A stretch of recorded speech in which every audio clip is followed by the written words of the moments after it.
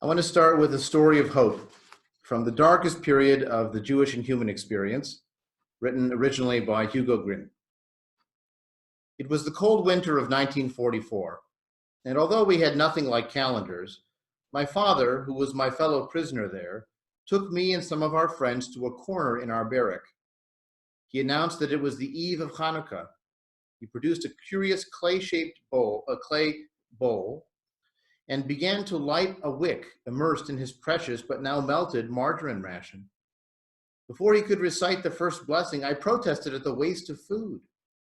He looked at me and then at the lamp and finally said, "You and I have seen that it is possible to live up to 3 weeks without food.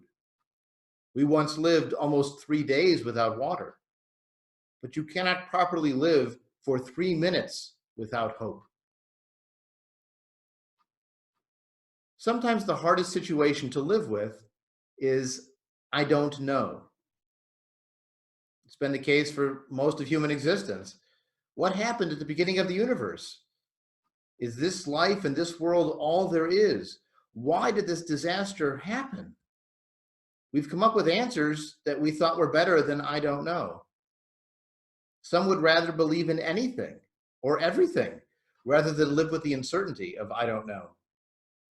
Why did this disaster happen? They'll blame their own sins, or more often they'll blame the sins of other people. But to accept a universe without moral rules, a world where good people and bad people are not rewarded and punished, where disaster strikes everyone alike, that seems inconceivable. For us, part of what's been the hardest about the last couple weeks, and what will challenge us in the next few weeks, is that we do not know. We don't know what the immediate future will hold. We don't know when anything resembling normal life will resume. We don't know how many people will get sick or die. We don't know what the long-lasting impact of this slow-motion disaster will be. We are not in the same boat as our ancestors centuries ago when they leapt at religious answers to these I don't know questions. Their lives were like a rowboat on the ocean, easily overturned, very limited control of where they went against the wind and the waves, exposed to the raw elements. Our lives today are more like a cruise ship, stable, technological, comfortable, although maybe a cruise ship isn't the best analogy, given what's happened recently. Whatever the analogy we choose, we have far more reason for hope and confidence today than we did centuries ago. What we need to do today is remind ourselves why it's reasonable to hope, even in the dark. We're a congregation of humanistic Judaism. We draw strength and inspiration from both our Jewish cultural identity and also from the broader human project of understanding and improving life. How does our humanism give us hope? Well, first and foremost, we can think about what we have already achieved through human knowledge and human effort. Think about how much longer life expectancy is today than it was even 100 years ago, let alone 300 or 500 years ago. And our quality of life is so much better now than it used to be. It was science and technology, human knowledge and human effort applied to the conditions of human existence that made the world better.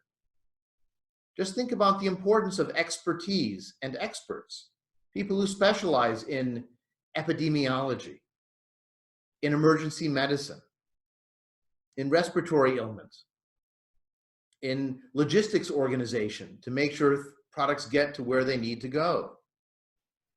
All of these are specialists and specialties that make our lives better. And so sometimes we feel like the world is out of control. What can we do? We should remind ourselves the reason why episodes like this are scary is because they're so rare. You used to have epidemics every few years in London until they realized the pollution was carried by the water system. And other innovations in bacterial knowledge and infectious diseases and sanitary procedures and having doctors wash their hands between patients. It's all a product of observation, the growth of knowledge, and improving the world. So we're scared now because we're not used to this, but it's good that we're not used to this. And we will get out of this the same way we got not used to being in this situation. The second advantage we get from our humanism, a second source of hope, is that we're all in this together, all of humanity. We're not the only ones working on this problem. There are teams studying the virology, studying possible treatments, studying ways to reduce the spread of the disease all over the world. And one of the beauties of the scientific project is that you can learn from other cultures and peoples. It's true, by the way, in the arts too. Musicians learn from music from other cultures. Graphic artists learn from art from other cultures. So too with the pursuit of human knowledge. We have more shoulders at the wheel, and we have more people on our team to help try to solve this problem. A third source of hope from our humanism is that we have a lot of practice accepting I don't know. What happened at the beginning of the universe before the Big Bang? I don't know. Most people don't know. But I can still live my life with that I don't know, because there's a lot I do know after that point. And I have experts and expertise to help guide me. Is this life in this world all there is? Well, as far as I know, but in the end, I don't know. But I can live with this life, making it the best life I can make it, and making the most of my time here and with the people I love. You see, in a humanistic perspective, we start with I don't know, but then we turn to what we do know and what we can do. It's much more life-affirming than spending time wondering what you'll never know or how much help you need from somewhere else. That's why we sing our song all the time that my strength is in me and in you. We can do things individually and together. But we start with saying I don't know and then move beyond it. And so if we're stuck with an I don't know in terms of the illness, in terms of the effects on society, we'll have to deploy that flexibility and that strength again to live with uncertainty for now. And finally, on the humanism side, we can know that we're doing something important and right just by what we're doing right now. By not being together, by being separate, we are helping others and ourselves. It's good for us, and it's good for them, and it's good for everyone. We're doing what we can do. And it may seem paradoxical. It seems like staying home isn't having an effect, but it's not allowing things to happen that's the tangible effect. We always like to say that for us, it's not about prayer, it's about people. And when we came up with our initial idea of doing a blood drive in place of the National Day of Prayer, by the way, blood banks do still need donations, and it's safe to go.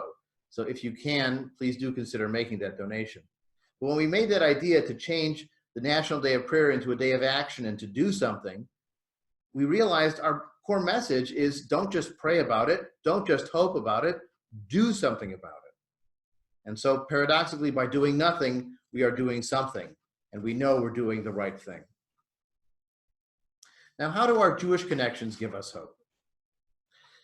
The stereotype of the Jewish approach to difficult times is the phrase, it could always be worse. Now, that's not particularly hopeful. It's not inspiring. It's not particularly pious either, by the way, because you should say, thank you, thank you, thank you, no matter what. And some Jews do, but more Jews complain, I think, than accept it just the way it is. Now, if we were living a few centuries ago or in a different part of the Jewish world today, you might get a prophet like Jeremiah or a Hasidic Rabbi who would say, it's all your fault, this disaster. It's all your fault, your sins, you weren't pious enough, you weren't strict enough. Or maybe it's all their fault, it's their sins, they weren't strict enough, they weren't pious enough. And they would use the tragedy to make you more religious in their image. Now that part of our Jewish inheritance does not help us now. But here are some other aspects of the Jewish experience that I think do provide some sources of hope. The first is the concept of the wandering Jew. Why is the wandering Jew a sign of hope? Every time we moved, it was a sign of hope. Maybe someplace else it will be better. And we'll keep moving if we have to until we find a place we can stay. And if we have to move again, we'll move again.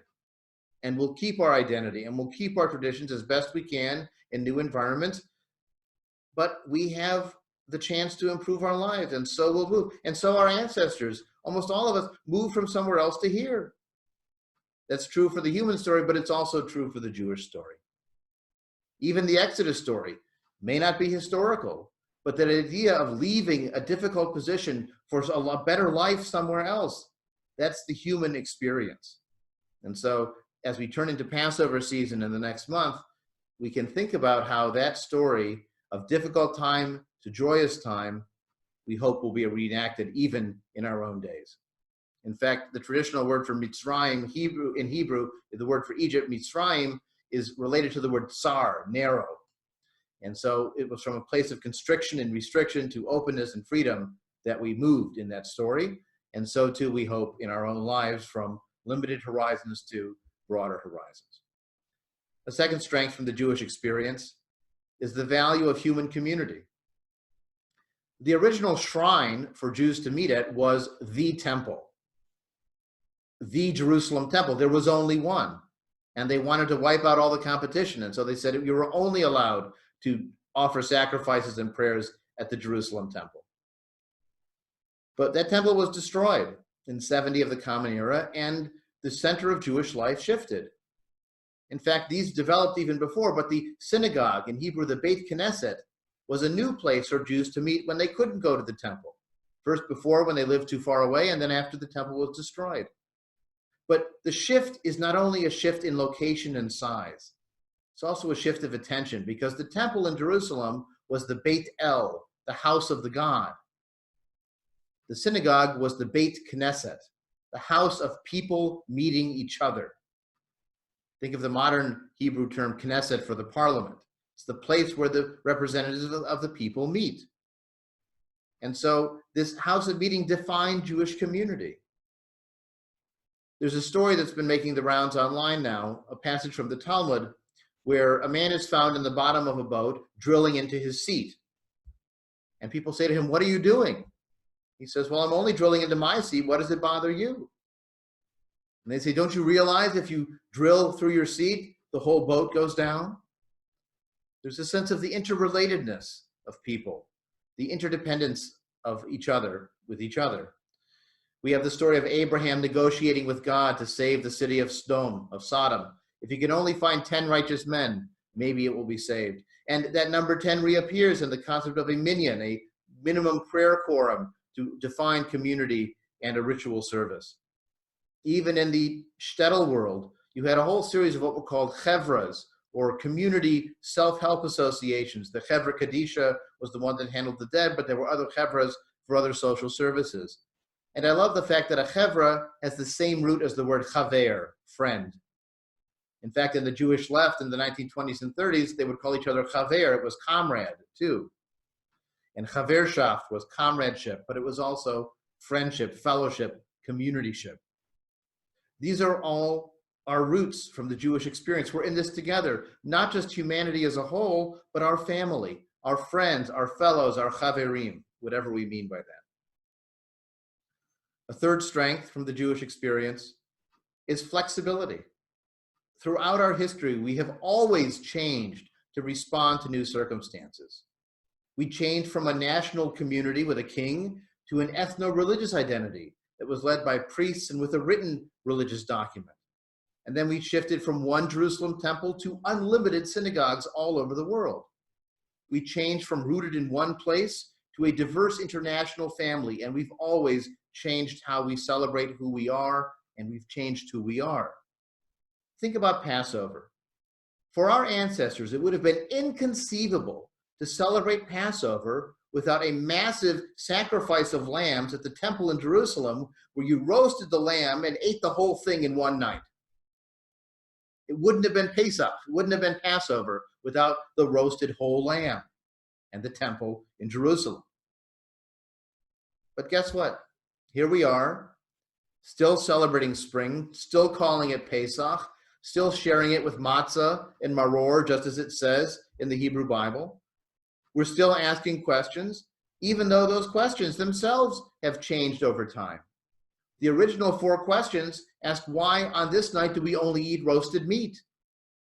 But over the centuries, when we weren't eating the roasted meat anymore, we changed that question to, why on this night do we recline? So even the 4 questions have changed over time, but we're still asking the questions. To paraphrase Achad Ha'am from a century ago, more than the Jewish people have kept Passover, Passover, in all of its evolution and flexibility and diversity, has kept the Jewish people. Today in our modern lives, we are learning to do many things differently. We may feel more isolated. We may feel like there is a discontinuity, a break with the past that will be hard to bridge. We are definitely facing a major challenge. But if Judaism can survive the destruction of the temple, the expulsion from Spain, the wandering Jews, the trauma of the Holocaust, then we can survive this, even as we are transformed by the experience. And last, Jewish identity, Jewish history, gives us a sense of perspective. Think of the song sung at the end of the Passover Haggadah called Chad Gadya, one little goat. It was a late addition to the Haggadah, added only in the Middle Ages. It was not part of the Talmud. It was not part of the Torah's version of the story, because it is itself the story of the Jewish story. It's an allegory for Jewish survival. One little goat, we were the little goat. And on came one empire after another that conquered us and then conquered each other. The goat story is still told. The song is still sung. We have survived in the past. We will survive what the future holds. And we'll write songs about it too. Serious and silly, inspiring and funny. We'll remember the past, but we'll celebrate the fact that Am Yisrael Chai, the Jewish people, still lives. As I said at the beginning, it's been quite a long week. And so I want to conclude with a poem that appears in our Rosh Hashanah evening services. And it's a poem that speaks about a long journey. We are on that journey now. It is a challenging one, and yet there are points of inspiration to find along the way as well. This is called Poems of the Journey's End by Leah Goldberg. The path is so lovely, said the boy. The path is so hard, said the lad. The path is so long, said the man. The grandfather sat on the side of the path to rest. Sunset paints his gray head gold and red. The grass glows at his feet in the evening dew. Above him the day's last bird sings. Will you remember how lovely, how hard, how long was the path? You said, day chases day and night. Night in your heart, you said, now the time has come. You see evenings and mornings visit your window and you say, there is nothing new under the sun. Now, with the days, you have whitened and aged, your days numbered and tenfold dearer. And you know, every day is the last under the sun. And you know, every day is new under the sun.